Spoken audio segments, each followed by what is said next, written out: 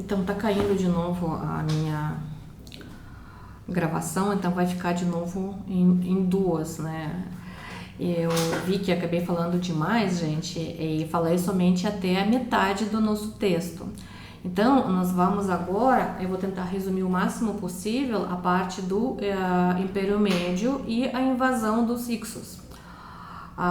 Para que eu não demore mais tanto. Então, falando do Império Médio, que também foi conhecido como o período de reunificação, é um período que durou mais ou menos de 2050 a.C.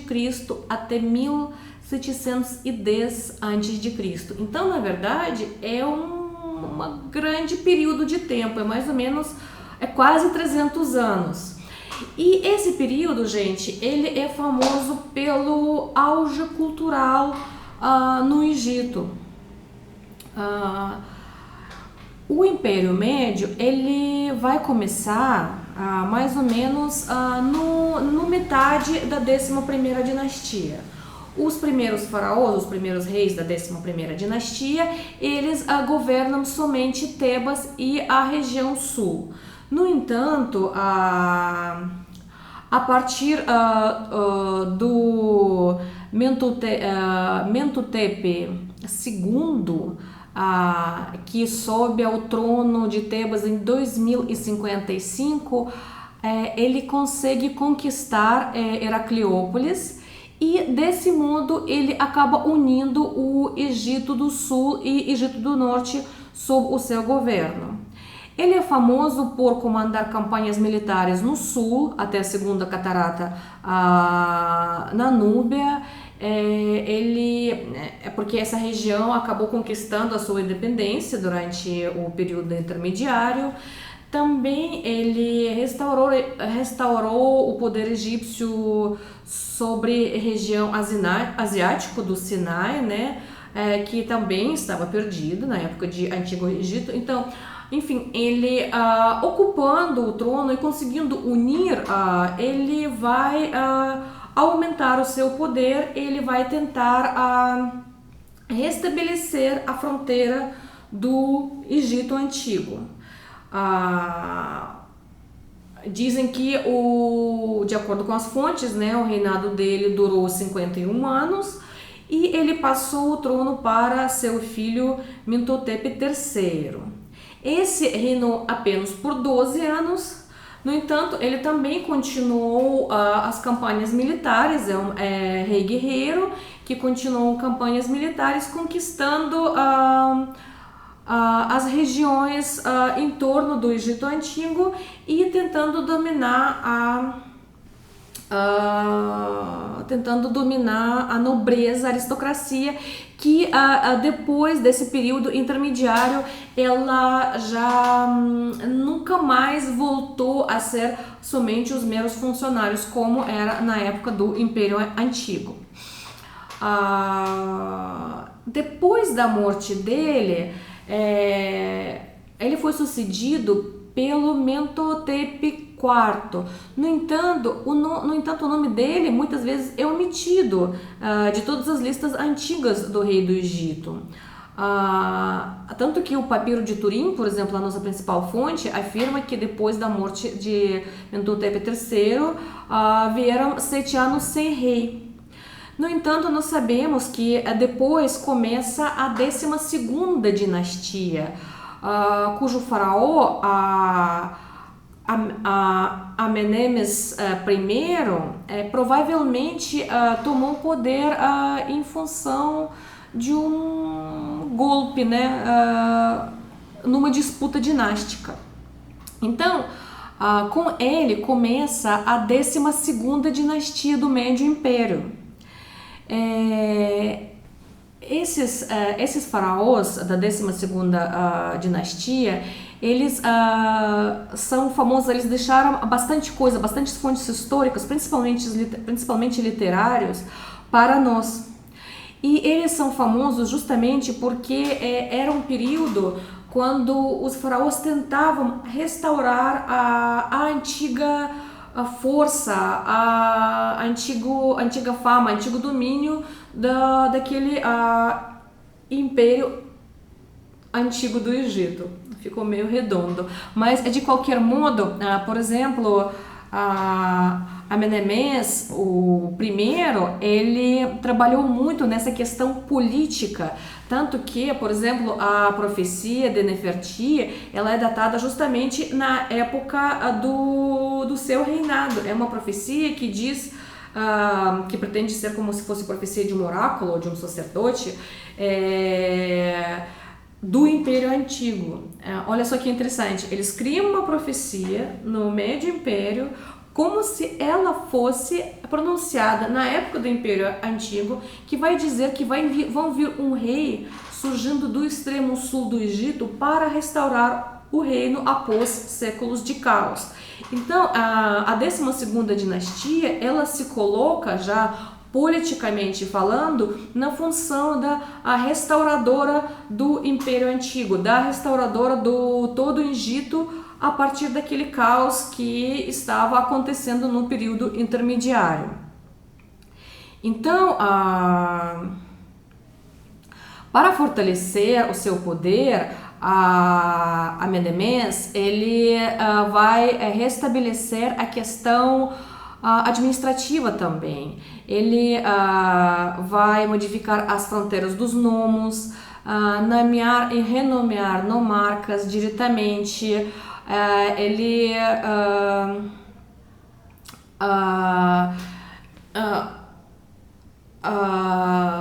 vamos dizer, ele não vai completamente combater aquela organização mais feudal que Egito teve antes. No entanto, ele vai tentar diminuir ao máximo a influência da nobreza e essa questão familiar da nobreza, da descendência.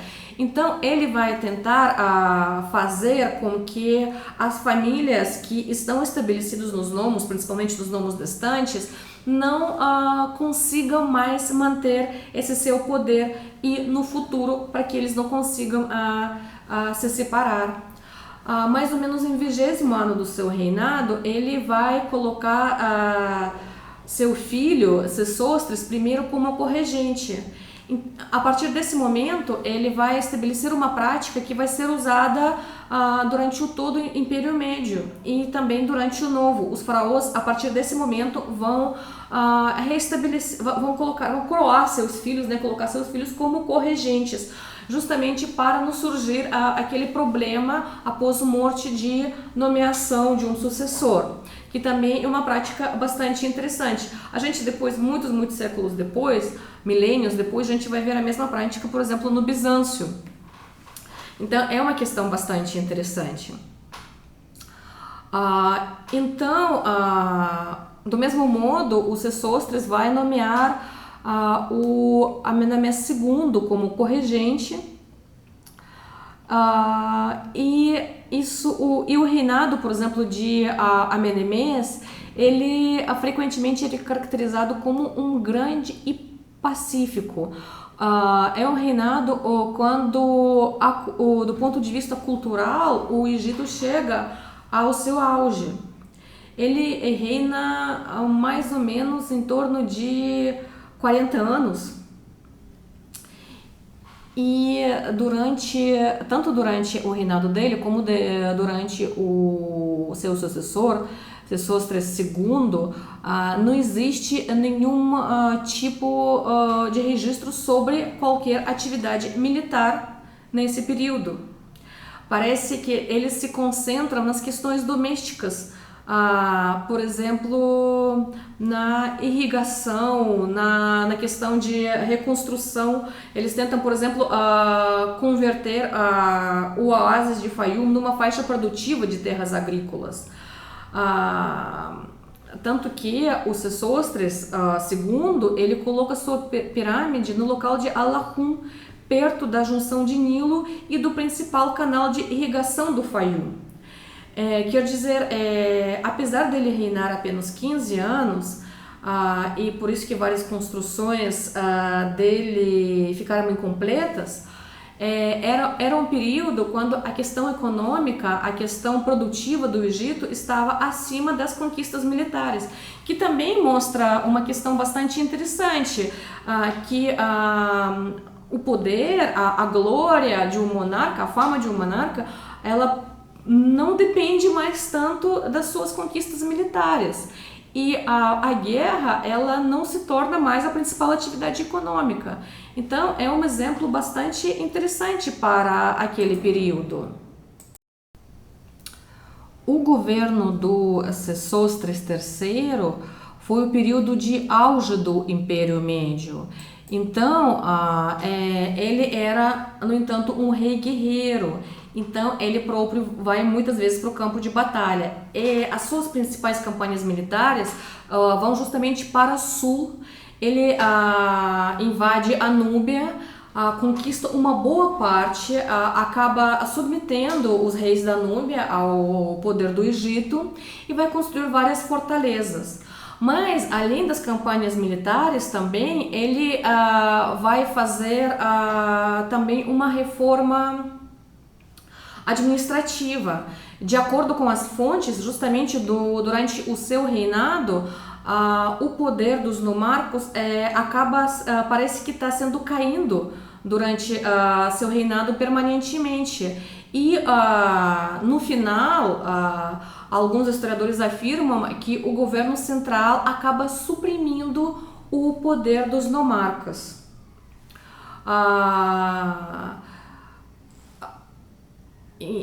O seu reinado foi bastante duradouro, tanto que o seu nome foi helenizado e os historiadores gregos posteriormente usavam bastante esse nome e identificavam o nome dele com outros faraós guerreiros do Império Novo.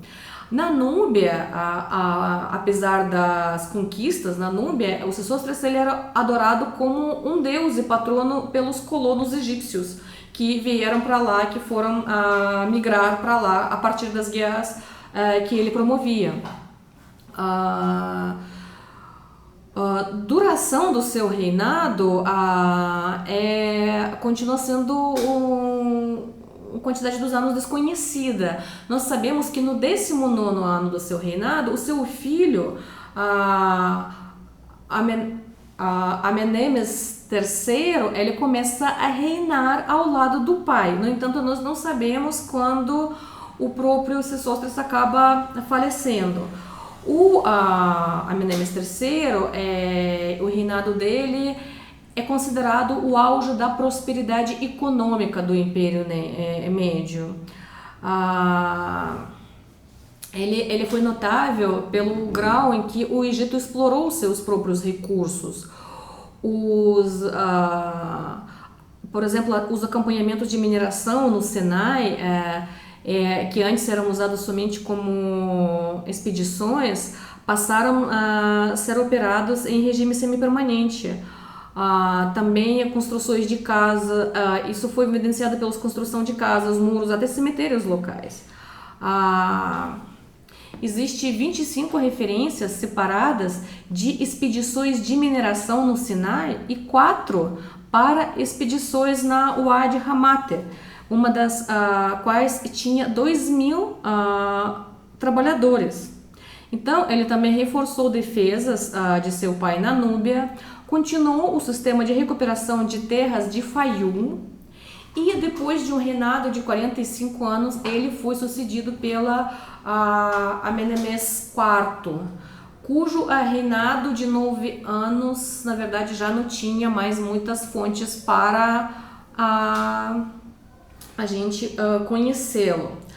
Na verdade, o reinado do sucessor dele acabou sendo visto como declínio do segundo período intermediário e declínio da 12ª, declínio do Império Médio e declínio da 12ª dinastia, porque depois dele, sendo que a data da morte dele também é bastante desconhecida, nós conhecemos, ele foi sucedido por uma mulher faraó, a primeira do Egito, que é historicamente atestada.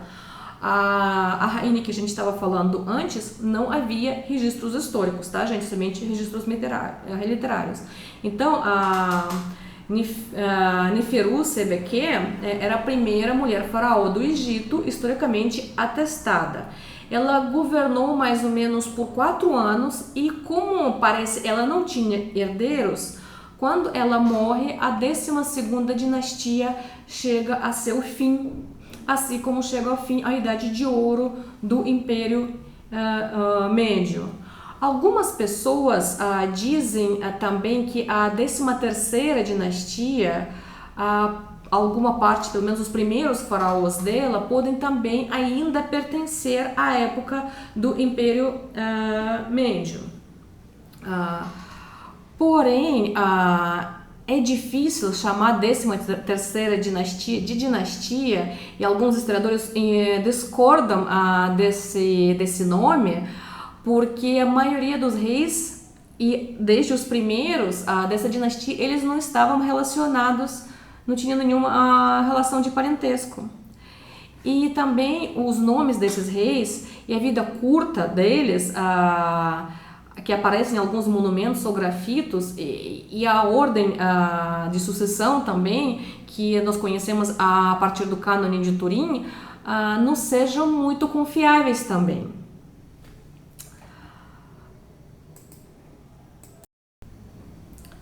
Então, concluindo, gente, a respeito do Médio Império, o Egito conheceu no Império Médio uma das suas épocas mais brilhantes. O poder restaurado, ele fez com que a cultura egípcia se espalhasse não apenas no interior das fronteiras, mas também para o exterior do território egípcio. Tanto que no corredor sírio-palestino, até a Alta Núbia, até aqueles que não estavam sob a autoridade direta do faraó, a gente encontra os objetos que mostram que eles estavam influenciados pela sua arte e, sem dúvida, pela literatura egípcia. Também essa irradiação da cultura egípcia, ela ultrapassa mesmo os países limítrofes, e a gente encontra alguns objetos na Europa pré-helênica, que por intermédio da Síria e de Chipre começa a receber objetos egípcios. Também o Império Egípcio, sob segunda dinastia, acaba conquistando um território que chega até ultrapassar o território do Egito Antigo. A literatura também conhece a sua Idade de Ouro naquele período. Os textos do Império Médio, que os egípcios das épocas seguintes vão acabar vendo como se fossem seus modelos, como se fossem seus exemplos. É mais ou menos como os textos dos romanos antigos pelos renascentistas, tá? Então, o Império Médio, para a cultura egípcia, acabou sendo como se fosse o auge de cultura. Por exemplo, tem várias fontes desse período que chegam até nós e que eu acredito que devem ser muito, muito interessantes. Por exemplo, a obra escrita no Império Médio não se limita também à literatura propriamente dita. E também nessa época são compostas numerosas obras científicas, papiros médicos, papiros matemáticos. Por fim, a literatura religiosa também, ela é muito rica desse período. E do ponto de vista religioso também é muito interessante que é um período quando o deus Osíris se torna o deus principal e acaba sendo venerado pelo todo o Egito. Então, do ponto de vista cultural, é um período super interessante para arqueólogos, para os egiptólogos que vão trabalhar com fontes, com os textos egípcios também. Então, na verdade, gente, o período do Império Médio é um período muito importante, apesar que a gente falou tão rapidinho a respeito dele. Ele merece mais tempo e mais atenção. Então, eu gostaria que vocês fizessem uma pesquisa na internet a respeito dos faraós desse período, dessem uma olhada nos objetos da arte desse período. Isso seria, eu acredito que isso enriquecer muito vocês, tá? Na verdade, a gente deveria trabalhar com fontes e a gente até poderia encontrar alguma fonte, mas como a gente não está em sala de aula, vai ser difícil. Mas se eu encontrar alguma fonte interessante traduzida para português, eu vou deixar para vocês na página para que vocês possam dar uma olhada. E talvez a gente comenta em uma das aulas a respeito da literatura egípcia. Para concluir, gente, e falar sobre o segundo período intermediário, o que nós temos que saber primeiro sobre o segundo período intermediário? O segundo período intermediário ele é marcado por invasão dos Hyksos. Hyksos são povos de origem semítica que invadem o Egito e acabam tomando o poder no Egito. Tanto que eles acabam formando a 15ª e 16ª dinastia egípcia. Vocês vão perguntar, e a 14ª dinastia, professora? Você não falou nada a respeito dela. Então, como eu já falei a respeito de 13ª dinastia, ela é frequentemente descrita como era de caos, uma época de defragmentação política e total desordem no Egito, onde os faraós não possuíam grau de parentesco um com o outro. A 14ª dinastia egípcia foi marcada também pela decadência de poder. Pouco se sabe sobre o grupo dos faraós que governam, mas nesse período nós já sabíamos que os Hyksos eles acabam por aumentar a sua influência no Egito. De acordo com Mantenon, o historiador grego, essa dinastia, a 14ª, foi composta por 76 reis. E ela teria durado cerca de 184 anos. Então, na verdade, nós temos um grande período de decadência no Egito. A 15ª dinastia foi o período em que os Hyksos tomaram o poder no Egito. E eles se estendem, na verdade, até 17ª dinastia, gerando intermináveis conflitos civis. O interessante, gente, que vocês estão vendo que quando Hyksos eles chegam no Egito, eles chegam e ficam centenas de anos, né? Na verdade, é muito tempo. Eles deveriam já se enraizar e se misturar com a população.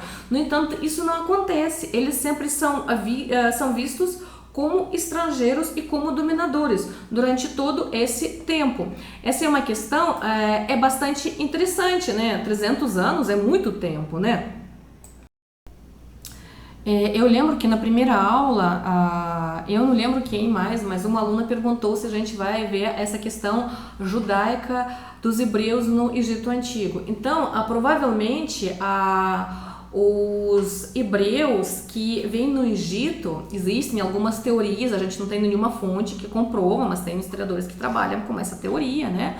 Com essa hipótese, que justamente é um período quando os hebreus vão migrar para o Egito Antigo. Por quê? Porque os Hyksos são os tribos semitas e os hebreus também são tribos semitas. Então, eles têm certo grau de parentesco. E com a expulsão dos Hyksos e começo do novo império, os hebreus também são expulsos do Egito. Então, a vinda dos hebreus no Egito, a estada dos hebreus no Egito, muitas vezes é atribuída a esse período do segundo período intermediário no Egito e a invasão dos Hyksos. Justamente porque era um período de invasão e das dinastias estrangeiras, nós não temos muitas fontes a respeito desse período. Então, a gente acaba conhecendo bastante pouco. Uma das fontes que nós conhecemos e que nós usamos, que no entanto é difícil ser chamada de fonte porque foi escrito muitos e muitos anos depois, é o historiador Flávio Josefo. O Flávio Josefo, gente, era um hebreu que foi adotado por um romano, tanto que o Flávio é o nome romano dele, né, o nome da família que adotou ele em Roma, e o Josefo é o nome dele hebraico. Então, esse homem, ele acabou se tornando um historiador. Ele escreveu a história dos judeus, aliás, ele escreveu a história da guerra entre os romanos e os judeus, e também ele escrevia sobre o Egito. Então, ele descreve os Hyksos como pertencentes a uma raça única, nova, e não como tribos, por exemplo, desgovernadas, uns tribos diferentes. E a gente usa muito a história dele justamente pela falta de outras fontes, e ele provavelmente poderia ter usado outras fontes, porque tendo as condições em Roma, ele poderia pesquisar no Egito também, porque o Egito naquela época, como vocês sabem, pertence ao Império Romano. Então, ao se instalar no Egito, os Hyksos, eles receberam muito daqueles que dominavam politicamente. Os seus soberanos utilizavam exclusivamente a escrita hierográfica dos egípcios. Eles até adotaram os deuses egípcios. Apesar que eles tinham preferência pela deus Set, que eles assimilaram ao Baal, que é um deus dos semitas. No entanto, isso não impediu eles adorar o deus Sol Ra. Então, na verdade, eles tentaram se adaptar e se aclimatizar, de certo modo, no Egito. No entanto, apesar disso, eles sempre eram vistos como dominadores estrangeiros.